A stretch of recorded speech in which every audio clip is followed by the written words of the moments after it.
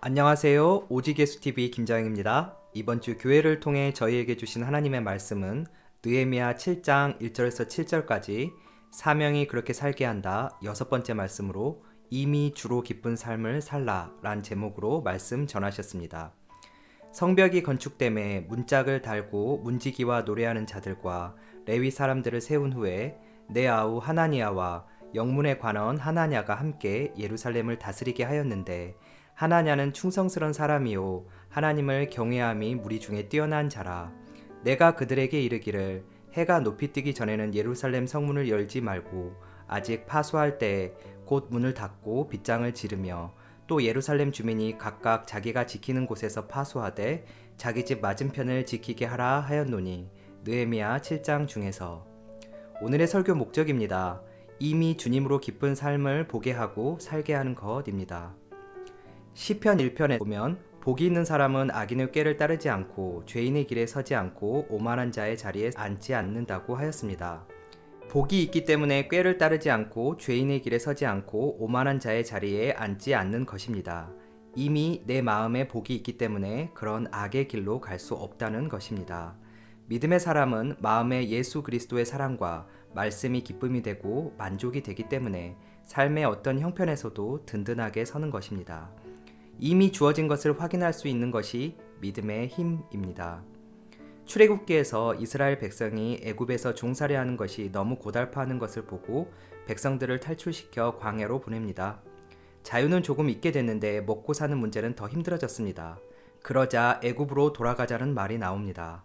그러나 모세나 갈렙, 여호수아는 그런 말을 하지 않습니다. 그들의 마음에는 하나님의 약속의 말씀이 있었습니다. 모세에게는 바로의 힘보다 주님이 함께 하신다는 약속의 말씀이 더 현실감이 있었습니다. 그래서 바로 왕에게 담대하게 말할 수 있었습니다.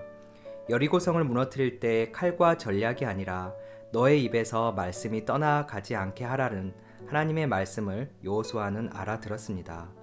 갈렙이 그 나이에 헤브론을 달라고 한 것은 힘이 넘쳤기 때문이 아닙니다.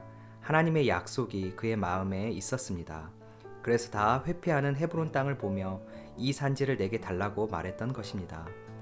그래서 신앙은, 믿음은 아무리 큰 이슈가 일어나도 마음에 흔들리지 않고 하나님을 바라보는 것입니다. 그렇기 때문에 믿음의 사람에게 가장 중요한 것은 이미 내 안에 무엇이 깃들어 있고 무엇 때문에 기뻐하는지를 보는 것입니다. 이미 내 마음에 주님의 약속, 뜻, 의지가 내 안에 가득하다면 일련의 사건, 환경과 관계없이 흔들림 없이 전진할 수 있습니다. 그런데 우리는 삶의 자리에서 이것이 있었으면 저것이 있었으면 하는 기도를 합니다. 그것은 다시 애굽을 꿈꾸게 합니다. 관념의 믿음에 빠질 수밖에 없게 합니다. 신실함은 약속의 말씀이 내 마음에 새겨진 것입니다. 시편 20편에서 다윗은 전쟁 같은 상황 속에서도 내 마음을 빼앗기지 않고 주님을 생각했습니다. 이때 주님께서는 성소에서 우리의 기도를 응답하겠다.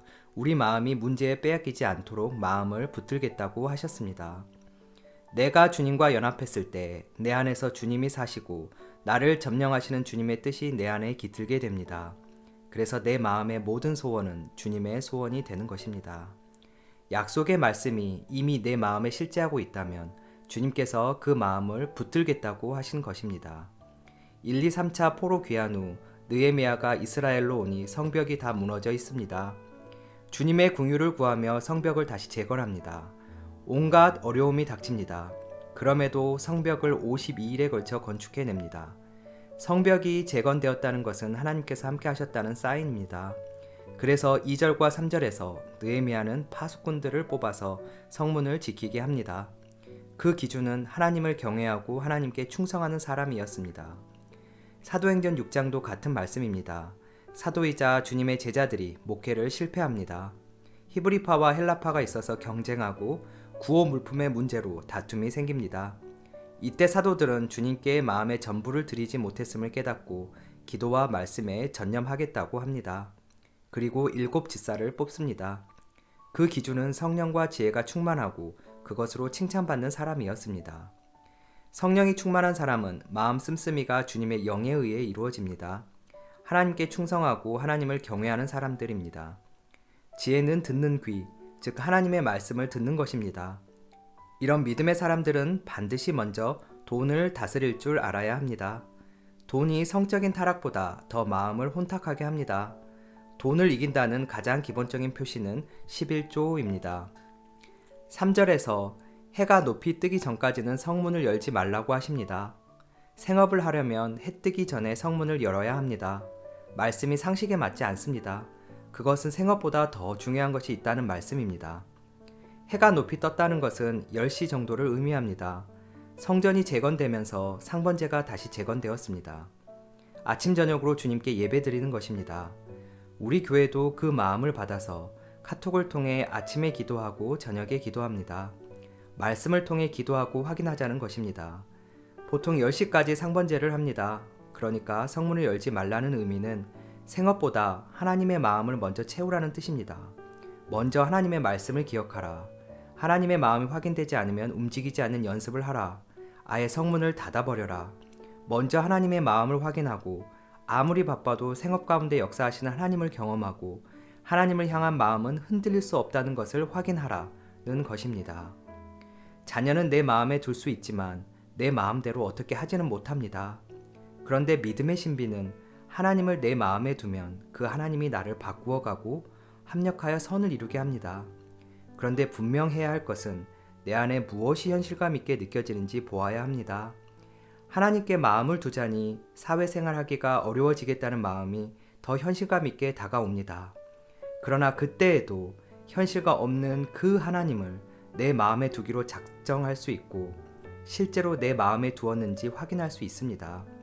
그때 전능하신 하나님께서 나를 바꾸어 가시고 새롭게 하십니다. 삶에서 어떤 문제가 휘몰아쳐도 흔들리지 않는 마음을 경험할 수 있게 됩니다.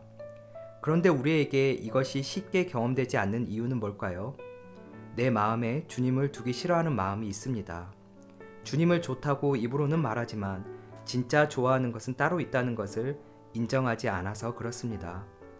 이 마음을 돌이켜 진심으로 주님을 내 마음에 두길 원하는 고백을 올려드릴 때 주님께서는 기뻐하시며 두 팔 벌려 달려오십니다.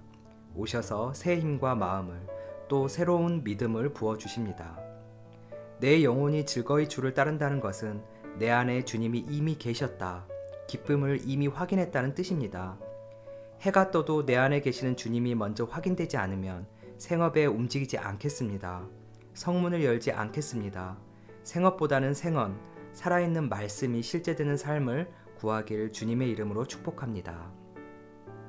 오늘의 말씀 결론입니다. 주님으로 기쁜 삶이란 이미 내 마음에 계신 주님을 기쁨으로 확인하고 믿음으로 사는 삶입니다. 어떤 환경에서도 약속의 말씀을 더 현실감 있게 받아들이는 삶입니다. 하나님을 경외하고 충성하는 삶, 성령과 지혜가 충만한 삶입니다.